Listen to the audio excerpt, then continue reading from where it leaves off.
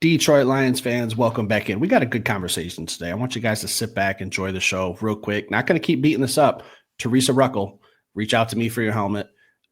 Greg Kellogg, reach out to Will for your football. Listen, shout out to our new members.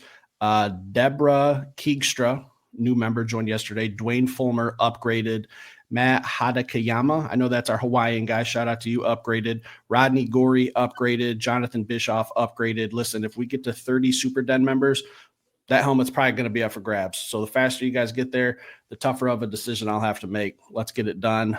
Teresa, we've been trying to reach you or get you to get a hold of us for 8 days. Greg, same thing. Clock's ticking. Will, what are we talking today? What's going on? Hey, listen, I'm just going to say this because I haven't officially said it, Steve.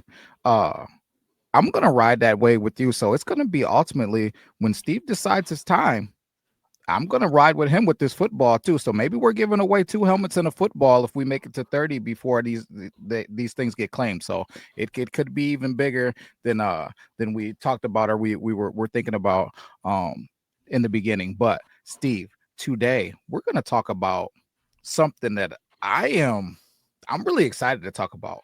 Are the Detroit Lions vulnerable to not even win in the North? Like, is this a real thing? Is this something that should be talked about? So, Steve, give it to him. What's the basis of this? Where's it coming from? So NFL.com published an article today. I'll just paraphrase it a little bit, talking about playoffs teams who are, like you said, use the word vulnerable to not win their division. And they hinted at a couple teams not even making the playoffs, but the Lions weren't in that category. But they're talking about the Lions being dethroned. And they were the number one team listed on this, the number one team to be dethroned from the NFC North Championship or NFC champions, NFC North champions. Here's the article for the Detroit Lions. I won't read it word for word, but if you guys want to hit pause, read this, you'll have a better understanding of what we're talking about. But they're talking about the Detroit Lions not being the best team in the NFC North. Okay. But everything in this article, in this little paragraph, is talking about other teams, what the other teams in our division did. Well, it's like the Lions didn't do anything this offseason either to get better. Like, I think it's a little unfair. I don't want to say biased. I don't know who the guy is that wrote it. But it's just like, we're talking about what the Bears did, what the Packers did, what the Vikings did.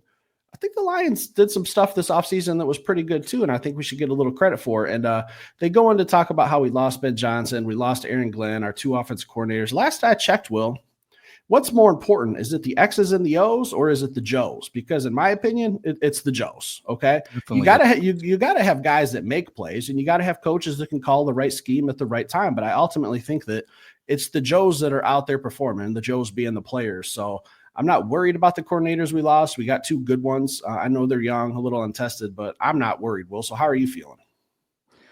I'm not worried one bit, man. I do have respect for the situation. We talked about it in a previous podcast a little bit, but I'll reiterate. By respect for the situation, I mean there's gonna be some growing pains too. Just taking over a new offense, your first year in Detroit. So even though I take it back, not his first year in Detroit, his first year as the OC in Detroit, even though he's been here, even though he was a part of putting the studs on this thing, man, building this thing from the ground up, man. He was part of the foundation. He's still gonna have some growing pains, man. Same thing with Coach Shep. Coach Shep has never been a DC, at least Coach Morton has been an OC before. Coach Shep has never been a DC. He's been a guy that's been ascending through the NFL ranks fairly quickly, and I think that he's gonna eventually be a head coach, but there's going to be some growing pains to him being at the helm for the first time. There's things that you don't have to worry about as an assistant that you have to worry about when you're the guy. He said, everybody's eyeballs on him when there's a question, not just a linebacker question now. That D-line's got some questions for you. Those secondaries and those safeties got questions for you. The other coaches got a question for you. So you got to have all the answers. You got to be prepared for that. You got to be ready for those game situations. So you don't get to practice game situations until you're in the game. And I know you can do situational time at practice before, somebody comes at me and tries to correct me on that aspect of it, but there's nothing like the real game. Preseason games aren't like the real live regular season games. So I'm looking forward to watching them go through it, but it's nothing that I'm worried about that should keep us from winning the North and going on a Super Bowl run. I'll say it again. We talked about it a little bit yesterday. I believe this Detroit Lions team should be competing for a Super Bowl. I believe this Detroit Lions team should be competing for a Super Bowl for the next decade. That's how we're putting this thing together. We're building it with a youthful core. We're building around that core, and we're going to continue to compete until we get hot and we win that thing. Probably, like Steve said, a dynasty. We win that thing a few times. So that's what I'm looking forward to, Steve. Just highlighting some of the things that I took away from that article. Talked about those Chicago Bears bolstering their offensive line, going to get that coach that was a traitor and just left us in a nasty way. By traitor, I don't mean leaving. He had the complete right to leave. Just didn't like how he did it. But that doesn't matter now. Now we're going to get in that ass. So no pause. We're going to tear you up. But anyways, we're going to get in that ass. Hey, period, man. It's going to be, you're going to be sore after we get done with you. But Colston Loveland and Luther Burden, man, are two. They wouldn't got Caleb Williams some weapons. Don't care. I got nothing but faith in our offense. Our secondary is one of our strong points of our offense.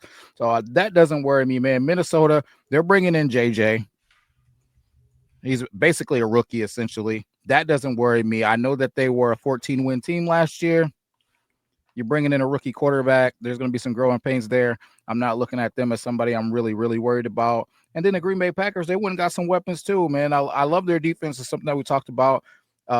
Similar to me and the Baltimore Ravens, I feel like they draft guys that I have a affinity for, you know, like you talk about with the Rams, Steve, like they seem to draft guys that you have an affinity for. And I like those guys too. When you start talking about Verse and Fist, Steve, I like your guys too. You know what I'm saying? But then that offense, they just went and got Matthew Golden and they got Savion Williams. So a team that historically didn't draft wide receivers in the first round went and got their guy, Dude Love, a receiver in the first round. Did every team get better? I'd say, yeah, every team got better. But Steve, you hit the nail on the head when you said, what about what we did? We still got better too. So I'm really expecting us, man, to be in the driver's seat of this thing. I feel like it's ours to lose. And I just don't see us doing that, man. Yeah, when we played most of our division opponents last year, like it was, I don't have a list of who went down what week, but we were never at full staff. All right, and I don't know. There's probably the Bears, the Packers, the Vikings. They probably had their injuries too. But I think that it's pretty unanimous that the Detroit Lions, if there was a trophy for most injured team last year, we probably would win it. Yeah, like without a doubt. I don't even think like it's a race for a second because we're winning that one by a landslide. But we never even played our division opponents with our full staff, and I think that starting day one, like the best thing that the Lions could do is just get healthy. All right. So we're just going to talk about Aiden Hutchinson. Yeah. He's coming off a broken leg. Aleem McNeil, star. He's coming off of an ACL tear. DJ Reader. He's a good little player. I don't think he's the most disruptive pass rusher, but he's solid. Tyreek Williams, rookie. Marcus Davenport. He's in the emergency room quite a bit. Josh Pascal, we don't really know what he's doing. Levi Onwuzurike, like we have a long list of players, but we were just constantly shuffling people last year. So I think that day one, just being healthy, we should automatically still be the favorites. Now, if you want to get into our free agency stuff that we did, DJ Reed, Tyreek Williams in the draft, Ahmed Hassanin, like our two guards that we got, like we got better too. So this whole article was like it kind of felt like a hit piece against the Detroit Lions, talking about everything that our division opponents did. And that's great. And the NFC North was an absolute juggernaut last year. It was the best division in football. It came down to a primetime game against Minnesota where a 14-3 team had to make a wild card to go on the road and play a playoff game. That's absolutely insane. Do I expect that again? No, but we put 3 teams in the playoffs last year. I wouldn't be surprised if this year maybe I think we at least put 3 teams in the playoffs again this year. Like, I don't know. I think the Lions are going to win the North, but I think that second and third place wildcard teams are going to be the Bears, Packers, Vikings. I think two of those 3 teams are going to come from the NFC North again. So, yeah, it's going to be a tough test. I still think this is the best division in football. In who's the most seasoned team in this division? I think it's the Detroit Lions. I think we've had some playoff runs.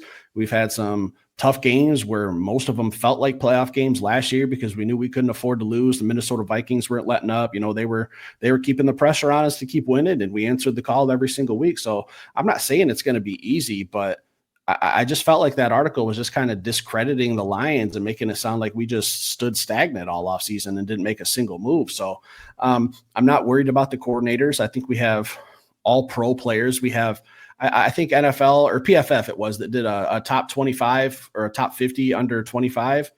We had 3 players in the top 10. Like Brian Branch, Penei Sewell was number 1, and I can't remember Jahmyr Gibbs. I think he might have been the third one too. And then we could start having conversations about Sam Laporta. We could start having conversations about Aiden Hutchinson. Like, we got a lot of players that are still on their rookie deals right now. That's our core group of players that we're still building around and molding around and trying to get healthier. So I just kind of felt like that article was a little bit of a hit piece. Well, it kind of rubbed me the wrong way today. Yeah, Steve, one of the things that stands out, because I just really want to explain it, because I feel like if you could interpret that article a few different ways. And I just want to kind of explain why I stand where I stand. And I believe I can speak for you, but if I'm wrong, feel free to let me know. For me, the article was about the tone of the article. Number one, the fact that we were ranked number 1. I think that's a tone setter in itself. Like, we were ranked number 1, the number 1 most vulnerable team. That was a bad start. Then on top of that, just like you said, they're talking about what everybody else did and not talking about what we are and what we did as well. It just made me feel like, for those reasons, it was a little bit disrespectful. Now, if the article had said, listen, the Detroit Lions have a great football team. They did get a little bit better, but the teams around them are pretty doggone good. They sent 2 teams to the playoffs last year besides them from the North, right? So 3 teams from the North went to the playoffs. These are all tough teams who could compete. I wouldn't be surprised if somebody overtook the Lions. I could get down with that. Like, I wouldn't agree with it, but I would be like, okay, it was tastefully put together. To rank us number 1, what have we done to be ranked number 1 most vulnerable team? I just don't understand it at all. So those are the reasons why I feel so frustrated and confused about why this was put together like that. And this is a person, man, who is a seasoned veteran. I think Judy Batista, man, she's a senior writer, a senior columnist, man. She's worked for the USA Today, the NFL. It's just surprising that this is kind of her outlook. I don't know if this is another one of those things, Steve, where there's not much going on, so you got to kind of shake some stuff up and say some stuff that'll get people reading and talking about your stuff. If that's what it is, then you hooked us right in, Judy. You hooked me in. I was job. Yeah, because I was pissed off when I read it. But Steve, there's a couple other things that happened today. Did you see the tush push situation today? Hear about that? Yeah. And honestly, as soon as we started recording, I realized that I was wearing a Philadelphia Eagles colored hoodie, and that was not on purpose. I just think this is a comfortable hoodie. But as soon as we started recording, I was like, man, I hope we don't mention Philly and all that. But here we are. Will, not a Philly fan. Don't even try your shit that I try with you. So we're not going to. Yeah, we would never. Actually, I wouldn't. I'll actually take it in another direction, Steve. I like that you got the Philly stuff on, because what did Dan Campbell do? He stood with Philly. He stood with Philly and he said, listen, Detroit Lions are going to be one of those 10 teams that are going to say, hey, listen, we want you to tush push. We don't want to take it away. You guys have come up with something that you're finding success with. We're not going to complain about it. We're not going to cry about it. What we're going to do is figure out a way to stop it. We're going to go get Talik Williams. We're going to keep DJ Reader in the building. We're going to get a guy like Roy Lopez, man. And we're going to combat that by putting some big, strong guys up front. When you guys try to do it, we're going to have some beef there. But when I look at this list of 10 teams as it still sits there, I don't see the Packers on there.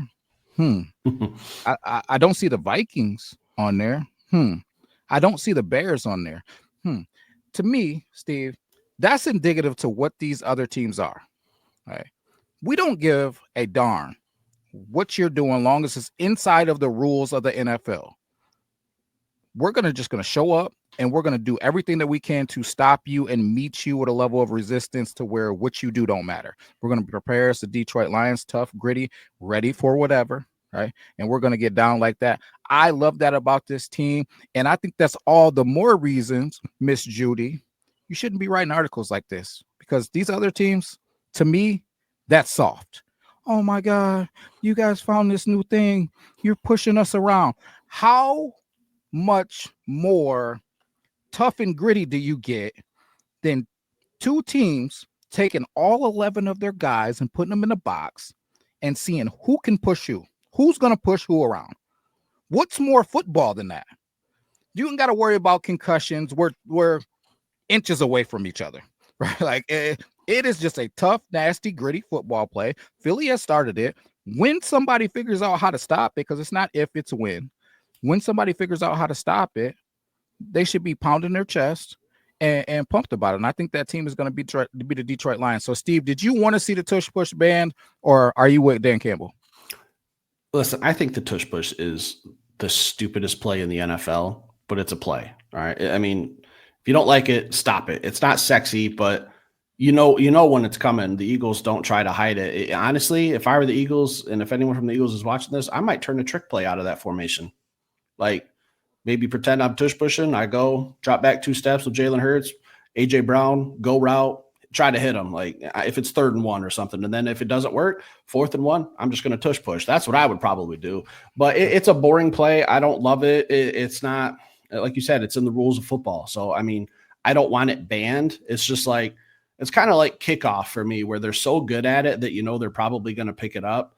But I mean, we've talked about some things that maybe the Detroit Lions should do when it's 3rd and 1, 4th and 1, other than fake punts or anything crazy. Just put Big Penny Sewell back there, and good luck stopping that freight train moving forward at full speed. Maybe trying something like that, because what the Eagles do with it is Jalen Hurts has such a strong lower body, and then you get a guy like Saquon Barkley who squats 780 pounds or whatever it is, maybe even close to 1,000, I don't know, pushing behind him. Yeah, it's tough to stop. All right, we got Jared Goff. He's built like a toothbrush. All right, he's not a muscular guy. He's not going to go out and move piles, and Jahmyr Gibbs isn't going to be moving him much further. He doesn't have that lower body strength. I'm not saying he's like a weak guy or anything, but their teams they're designed a little different than we are. So I don't think that it's a successful play for the Lions, but the Eagles can pull it off. That's great. That's fine.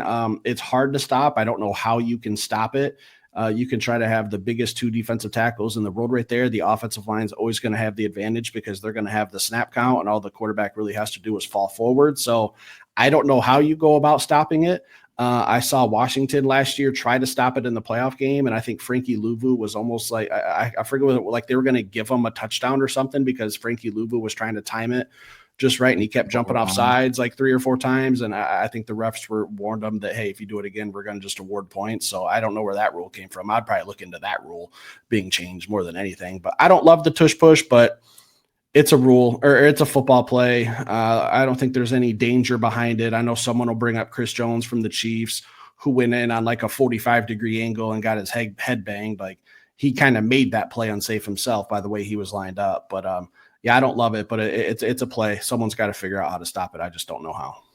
Yeah, I love it, man. That's exactly where I'm at, man. Figure out a way to stop it, and then maybe we'll have a different conversation, but don't cry about it because you can't stop it. That's just the bottom line for me, Steve. But moving on, I got one more for you, Steve. Oh boy. This one is a good one. Steve, did you see that the NFL has brought out a new award specifically for Penei Sewell?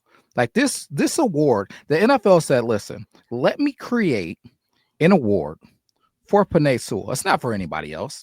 It's strictly for Penei Sewell. Are you aware of this? Did you hear about this? No, I have not.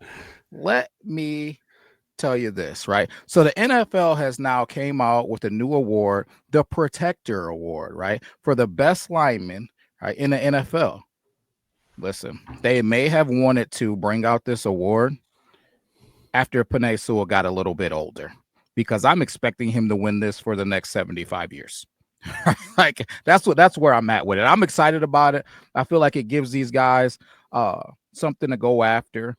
And the bottom line, man, you're never going to see Penei win offensive MVP, but this is something that they can look forward to. This is something that can start going on in the books, man. I would love to say, hey, listen, this thing came out in the 2025-2026 season, and then Penei Sewell won it in 2025-2026, 2026, 2027, 2028, so on, so on, so on, and so on. Let him get a good run at just winning it over and over again. And I think he's the type of guy who will go after it. So, Steve, the Protector Award, do you like it? I don't hate it. I don't really see the value in it. I don't know that it adds any value to like a career or anything like an MVP or anything like that. But I don't know what I would call it. I don't want to call it like a participation trophy. Like, I guess it would be cool. I don't know. I don't really know how I feel about it. I don't see the value in the award right now for a lineman. And I'm all about lineman. Trenches has been my thing all off season. So I'm not trying to down credit like offensive line, defensive line, but is that where we go next? Do we do defensive lineman of the year and take them out of the MVP race? Cause you can win MVP as a defensive lineman, but probably not as an offensive lineman. So I don't know. I don't really know how I feel about it. Like I know Aaron Donald won MVP or defensive player of the year. Like he's got all the accolades. So offensive lineman of the year, I don't know. It takes some getting used to. I'm all for it, I guess. There's no harm in it. So why not? But I'm kind of just 50-50. Yeah, you literally described all the reasons why I love it, man. I feel like this is a group you're never gonna see a lineman. I hate to use the word never, but I really don't see it happening anytime soon. An offensive lineman winning MVP, an offensive lineman winning offensive player of the year. So I think it gives those guys an opportunity to be recognized. These are guys that are doing the dirty work who don't get a whole lot of recognition. And I think they should. Guys like Trent Williams, man, going out and dominating the league year after year after year. And it would have been nice to see because regardless, I'm a Detroit Lion through and through. I bleed Honolulu blue, but I respect greatness. And what he put together for a long time was greatness. And I hate that it goes unnoticed, right? Or it doesn't really go down in a record books. They don't get a trophy that they can hold up every year. Aaron Donald gets the opportunity to truly believe that he could have been defensive player of the year or MVP every season. He can believe that. Penei Sewell knows he ain't going to be offensive player of the year. He knows he's not winning league MVP. So give these guys something, man, that they can go after. And then just the young guys, man, the young guys that's coming up in college, the young guys even in high school that can say, hey, man, one day I want to be that offensive lineman of the year in the NFL, man. Because you hear all these guys' stories, man. They talk about the Heisman, they talk about the Lombardi, they talk about the MVP. Man, this is something I've been thinking about since I was 5 years old, 8 years old. Linemen, hey, man, I stand with you guys, even though Steve apparently just thinks we don't need to block anybody or just you guys don't matter, basically, is what Steve said. So Will loves you guys. He loves the Hogs, man. I'll take you guys out for pancakes, man. You get all those pancakes you guys are getting here in Detroit, man. Will loves you. Remember that when you see us at Ford Field on home games.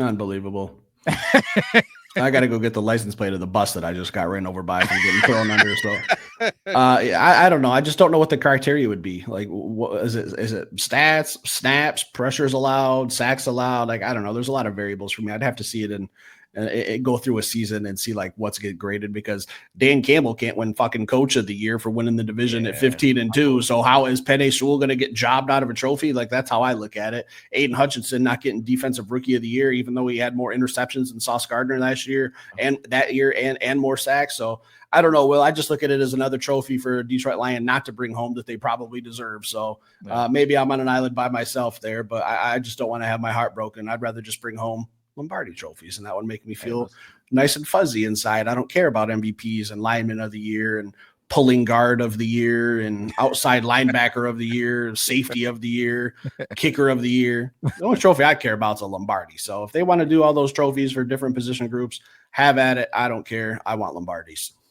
Yeah, listen, I would gladly, and I'm sure I speak for the players as well. They gladly trade in whatever trophies to get that Lombardi trophy, man. So yeah, that's definitely the trump card for everything. And hopefully we're gonna see not just one. Hopefully we see a few of them, man. I like the team that we're putting together, man. But yeah, man, vulnerable. Apparently the Detroit Lions are vulnerable, so I guess we got to worry about that first, man. You got JJ coming to town. You got Dude Love coming to town, man. We got big worries. Like, yeah, you got the nail painter coming to town, man. We got Luther Burden coming to town that don't even want to practice. So I don't know, man. There's big things on the horizon for the Detroit Lions in the 2025-2026 season, man. But I want to know how people feel, man. Because I'm really, even though I didn't give one of my hot emotional takes, man, my heart's thumping fast. Because it really bothers me that somebody would put this out, especially, okay, if we were on the list, number 5, number 6 or something, okay, fine. Number 1. We're the top dog to beat the most vulnerable team in the NFL.